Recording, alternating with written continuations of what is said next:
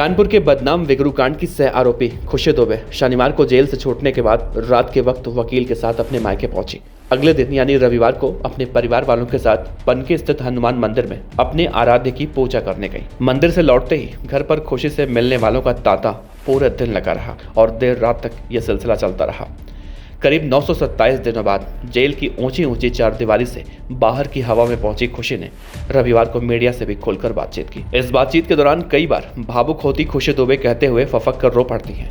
कहती हैं कि मुझसे अभागन कोई न बने। हाथों की मेहंदी का रंग भी हल्का नहीं पड़ा था, तब तक मैं विधवा करके जेल पहुंचा दी गई। भगवान ऐसा मेरे दुश्मनों के साथ में न करे। ये वही खुशी दुबे हैं जिनकी शादी के तुरंत बाद गिरफ्तारी की चर्चा भी उतनी ही थी जितना कि कानपुर का बदनाम विगरू गोलीकांड, जिसमें इस खुशी दुबे के पति अमर दुबे के साथ मिलकर गैंगस्टर विकास दुबे ने 2 जुलाई की रात 8 पुलिस वालों को गोलियों से भूनकर मार डाला था। उस गोलीकांड में अपने बेकसूर ऑफिसर साथियों को खो चुकी यूपी पुलिस की एसटीएफ ने एक एक कर आरोपी से चुन चुन कर बदला लिया, जिसे देखकर बाकी बदमाशों की रूह कांप गई होगी। एसटीएफ ने विकरू गांव में उस मनहूस रात को बदमाशों द्वारा मारे गए अपने साथियों का हिसाब चुकता करने के लिए गिरफ्तारियां की। उनकी गिनती तो छोड़ दीजिए, एसटीएफ के साथ एक के बाद एक कई ताबड़तोड़ खूनी मुठभेड़ हुई। विकरू के बदनाम गुंडे विकास दुबे समेत 6 गुंडे मारे गए।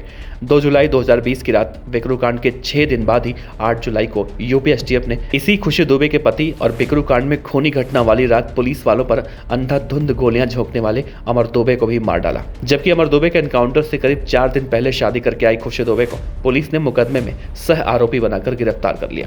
उन दिनों कानूनन खुशी दुबे चूंकि नाबालिग थी, लिहाजा तब पुलिस उसे जेल में सीधे नहीं भेज सकी। कुछ वक्त उसका महिला संरक्षण गृह में बीता। इसके बाद जैसे ही वो बालिग हुई, उन्हें जेल में डाल दिया गया।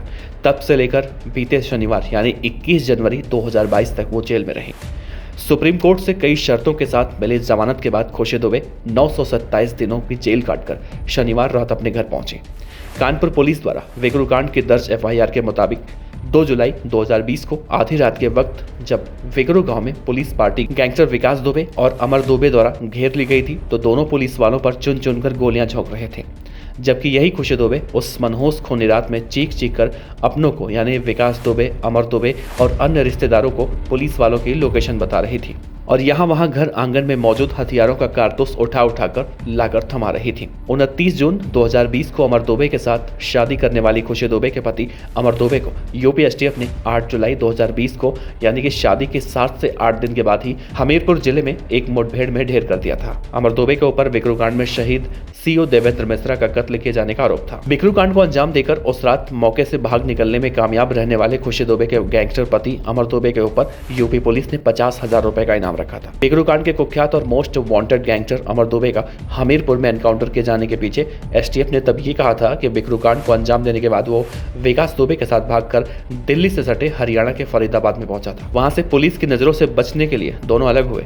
अमर दुबे का इरादा हमीरपुर में रहने वाले अपने एक रिश्तेदार के यहाँ जाकर छिपने का था, लेकिन यूपी एसटीएफ ने अमर दुबे का पीछा तब तक नहीं छोड़ा जब तक अपने साथी पुलिस कर्मियों की हत्या का बदला उससे नहीं लिया। मतलब कि हमीरपुर में उसे घेर कर एनकाउंटर करने तक। हमीरपुर में अमर दुबे को एसटीएफ द्वारा ढेर किए जाने के बाद अपर पुलिस महानिदेशक कानून एवं व्यवस्था प्रशांत कुमार ने कहा था कि अमर दुबे ने एसटीएफ के ऊपर अंधाधुंध फायरिंग की थी। अमर दुबे की ओर से झोंकी गई गोलियां लगने से तब एसआई मनोज शुक्ला और एसटीएफ का एक सिपाही घायल हुआ था। अमर दुबे की लाश के पास एसटीएफ को उसकी ऑटोमेटिक गन और एक बैग भी बरामद हुआ था। विकरू गोलीकांड की एफआईआर में अमर दुबे का नाम 14वें नंबर पर लिखा हुआ है।